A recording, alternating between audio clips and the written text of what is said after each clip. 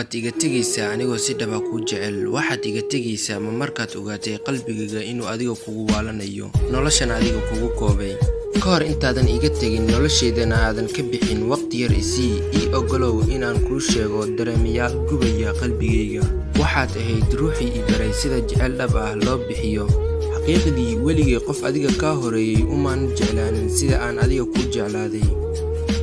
kama qoomeynayo kala fogaanshaha dhexdeena ka dhacaya, sababtoo ah waxaa dhammaaday waqtigii inoo qornaa. jaceylkana halkan ayuu xilligiisa ku ekaa.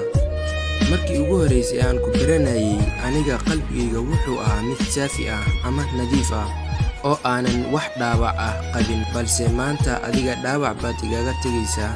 sidaan markii ugu horeysay ee shalay markii aan isbaranaynay gacmo furan kuugu soo dhaweeyay, ayaan maanta markaad iga tegayso gacmo furan kuugu sagootinaya. sidaan waqti walba oo noloshayda soo marta kuugu ducaysan jiray in aan nolol qurux badan wada jir ku wada dhisano, balse maanta adiga ayaan kuugu ducaynayaa nolol qurux badan.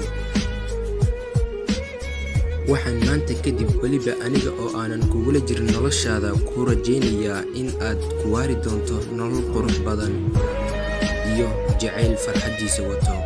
waxaan kaloon rajaynayaa markii aad nolol kale dhisato in aad jacaylkayga hilmaami doonto si aysan xusuusaheennii iyo waayaheennii nolosheena soo qaadanay kuu dhaawicin.